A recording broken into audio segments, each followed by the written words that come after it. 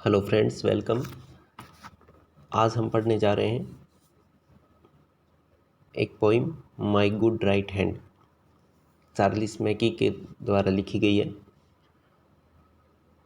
तो इसकी समरी, इसकी थीम और इसका मैसेज हम जानेंगे। उससे पहले मैं आपको इसका इंट्रोडक्शन करवा देता हूँ। इस पोइम के अंदर पोइट हैं वो दुखों से घिर जाते हैं और उनके फेयर वेदर्स फ्रेंड्स होते हैं, सेल्फिश रिलेटिव होते हैं, वो उनको छोड़ के चले जाते हैं, उनकी कोई मदद नहीं करते हैं। लास्ट में पोइट अपने गुड राइट हैंड पे ट्रस्ट करता है, अपने हार्ड लेबर पर ट्रस्ट करता है और अपने खोए हुए फेट यानी भाग्य को पुनः रीगेन कर लेता है, प्राप्त कर लेता है। तो इसके ऊपर ये पोइम है। First of all we are going to translate it in Hindi line by line, and then we are going to explain it in English, and after that we will discuss its summary, its theme, its message, and other important thing about this poem. So now let's get started from the first stanza. Here you can clearly see there are 4 stanza in this poem. So we talk about the first stanza. आई फैल into grief, यानी poet कहता है, यहाँ आई poet के लिए refer किया गया है। पोइट कहते हैं आई फैल इंटू ग्रीफ, ग्रीफ यानी पेन, मैं दुखों में घिर गया, संकट आन पड़े। एंड बिगेन टू कंप्लेन, और मैंने कंप्लेन की, इसकी सहायता मांगी। I look for a friend, ऐसे फ्रेंड्स की, रिलेटिव की तलाश में था। बट आई सोट ये सीख की सेकंड फॉर्म है, सीख यानी तलाश करना।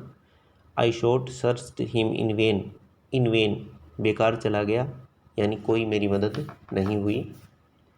कंपेनियंस वर साई, साई यानी शर्माना, और यहाँ मतलब होगा मेरे साथी थे वो मदद करने में हिचकिचाने लगे। एंड एक्वेंटेंस, जाने पहचाने लोग, वर कोल्ड, उदासीन हो गए। They gave me good counsel, अच्छी अच्छी एडवाइस दी। But dreaded their gold, dread यानी डरना, भयभीत होना, लेकिन अपना गोल्ड यानी फाइनेंशियल मदद करने में वो डरने लग गए। चलिए अब इसका एक्सप्लेनेशन कर लेते हैं। तो फर्स्ट ऑफ ऑल हमें लिखना होगा इसका रेफरेंस में लिखेंगे these lines have been taken from the poem my good right hand, composed by, written by Charles Mackay. बात करते हैं कॉन्टेक्स्ट की। तो context, the poet fell into bad days, his friends and well wishers avoided him when he needed their help, यानी help की ज़रूरत पड़ी तो वो उनको अवॉइड करने लग गए। चलिए explanation. The poet fell into grief when his bad days started, he begin to curse his fate and stars. He looked towards a friend for help, but his search went in vain, यानी किसी ने सहायता नहीं की। It bore no fruit, कोई नतीजा नहीं निकला। His companions avoided him, all his acquaintances ignored him. They gave him good advice, good counsel, but did not dare to help him with their money, or they did not help him financially. सो ये तो थी इसकी explanation. चलिए बढ़ते हैं हम इस poem के दूसरे स्टेंजा की तरफ। लेट देम गो, आई एक्सक्लेम, पोइट ने कहा कि जाने दो, उनको सहायता मत करने दो। I have a friend at my side, मेरा भी कोई एक फ्रेंड है, यानी यहाँ पोइट अपने गुड राइट हैंड की बात कर रहा है, अपने हार्ड वर्क की बात कर रहा है। To lift me and aid me, यानी मेरा हार्ड वर्क है वो मुझे इससे ऊपर उठाएगा, एड करेगा, मेरा उपचार करेगा। वॉट एवर बिटाइड, जो भी चीज़ें मेरे साथ घटित हो रही हैं, यानी जो भी मुझे हेल्प की ज़रूरत है। यहाँ बिटाइड का अर्थ है पेश आना, यानी जो चीज़ें मेरे सामने आ रही हैं।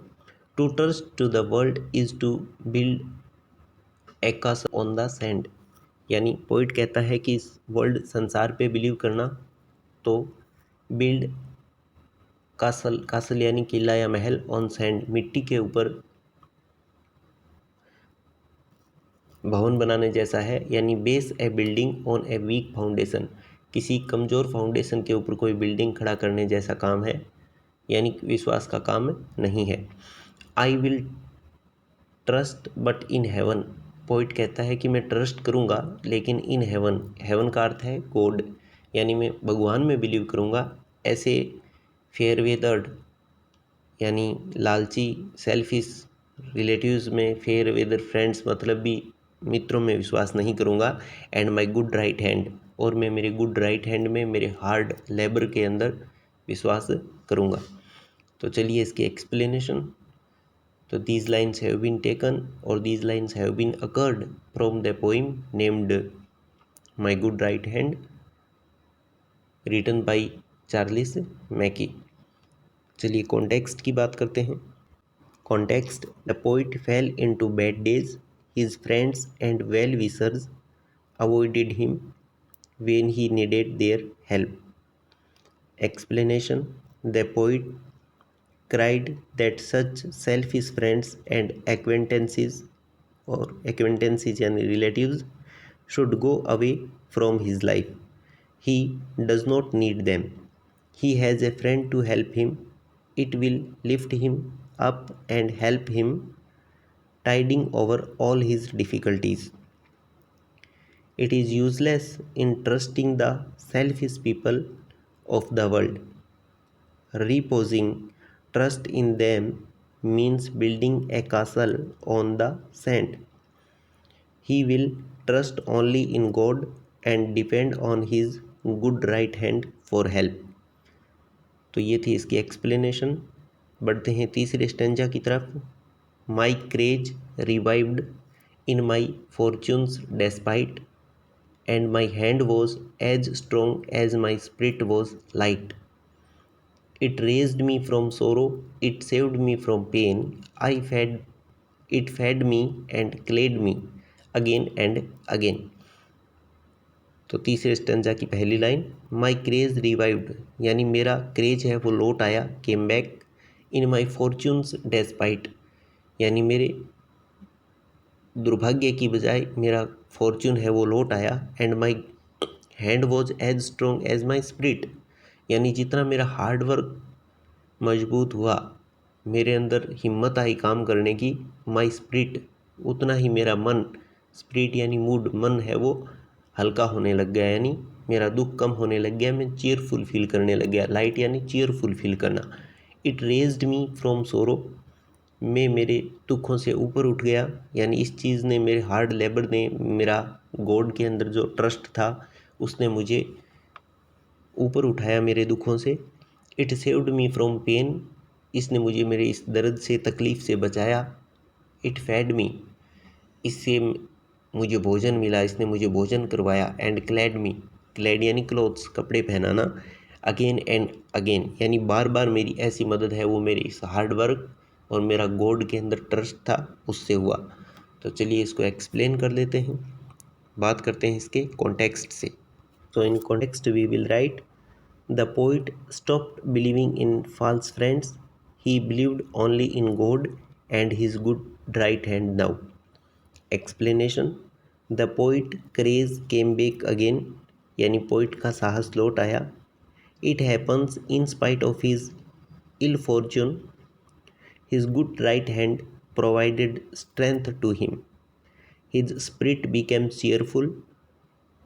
His courage helped him to rise above his sorrow. It saved him from pain. His good right hand made him work hard. It helped him to get food and clothes and other essential things of life. That's all about third stanza. Let's move to the concluding line of the poem or fourth stanza of the poem. That is, the friends who had left me came back, everyone. यानी जिन जिन friends ने मुझे छोड़ा था वापस आ गए। And darkest adviser, यहाँ darkest का अर्थ होगा सेल्फिश, फेयर वेदर्ड, सलाहकार। लुक्ड ब्राइट एज द सन, वो अब मेरे सामने सूर्य से भी तेज चमकने लग गए, यानी उन लोगों को मुझसे उम्मीद बढ़ गई। In hope to get financial help, कि अब मेरी ये यानी अब मैं उनकी मदद करूँगा। आई नीड देम नो मोर, लेकिन पोइट कहता है कि ऐसे लोगों की अब मुझे ज़रूरत नहीं है जो मेरी ज़रूरत में मेरे काम ना आए। एज दे ऑल अंडरस्टैंड, और ये वो लोग भी समझते हैं। आई थैंक दी, ये दी का अर्थ होता है यू, और यहाँ गॉड के लिए है। आई थैंक दी, मैं गॉड को धन्यवाद देता हूँ। आई ट्रस्ट दी, मैं गॉड में ट्रस्ट करता हूँ। इसके अलावा माई गुड राइट हैंड, और मैं मेरे गुड राइट हैंड में ट्रस्ट करता हूँ। तो ये दो चीज़ें हैं जिनमें पोइट है वो ट्रस्ट करता है। ये था लास्ट स्टेंजा। चलिए इसको एक्सप्लेन कर लेते हैं। Reference: these lines have been taken from the poem My Good Right Hand, written by Charles Mackay. Context: these are the concluding lasting line of the poem. In this poem, the poet says that fair weathered friends deserted the poet when he needed help. They came back when he became successful and prosperous. यानी वो सफल और समृद्धिशाली हो गए, prosperous हो गए, तो वो फ्रेंड है वो लौट आए। Explanation: all those selfish friends who had left, जिन्होंने मुझे छोड़ा, the poet have come back to him one by one, जिन्होंने पोइट को छोड़ा, came back one by one to him. Those dark looking advisor look bright and cheerful as the sun now. He doesn't need such selfish and useless persons anymore. They also understand it. He again thank his good right hand or his God for bringing such a lucky change in his life. He reposes his faith in it. तो ये थी हमारी poem. अब हम बात करते हैं इस पोइम की समरी की।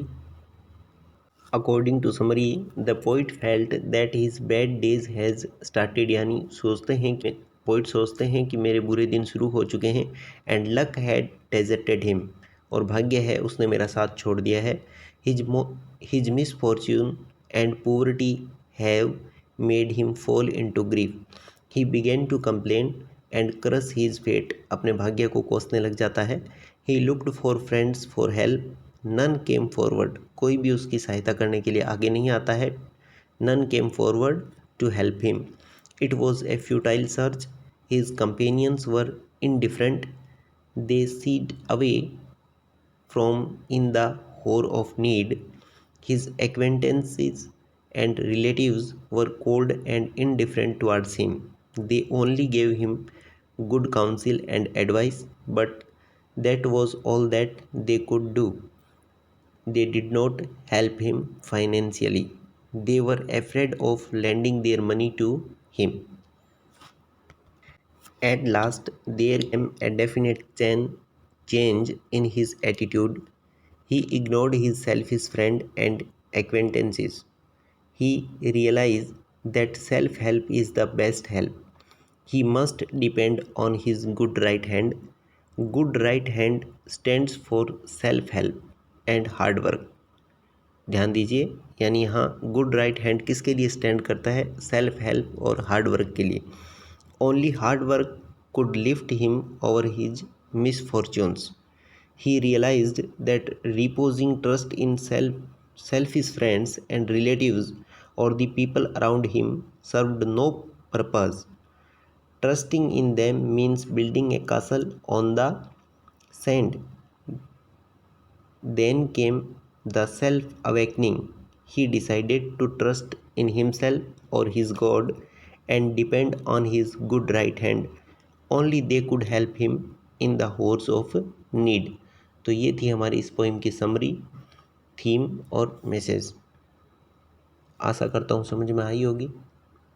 Thank you.